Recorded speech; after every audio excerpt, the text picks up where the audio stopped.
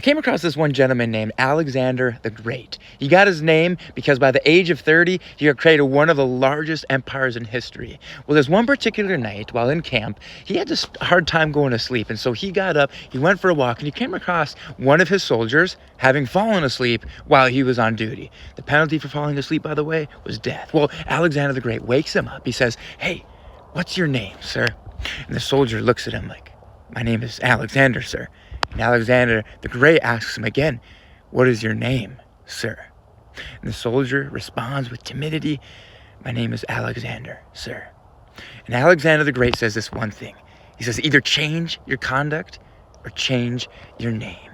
The story relates that Alexander refused to have his name associated with cowardice, insisting that a soldier named Alexander must behave with valor. Well, did you know that according to Barna, 69% of adults identify as Christians, but only 9% hold to a biblical worldview, meaning 91% who identify as Christians aren't actually Christians, holding to a biblical worldview. What would that look like? Well, think about these 5 questions.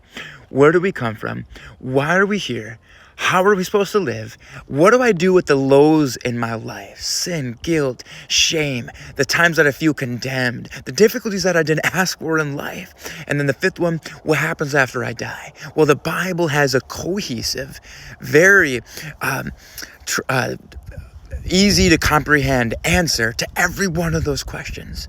And so my question to those individuals that claim to be Christians but don't have a worldview is, are you reading your Bible?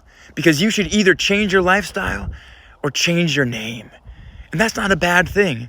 That just means it's an invitation that God has more for you. So don't settle for less than God's best. He's inviting you into something deeper. All you have to do is ask him for it. Ask him for his spirit. Ask him for his kingdom. And it's his great, good pleasure to give it to you. But you got to ask him.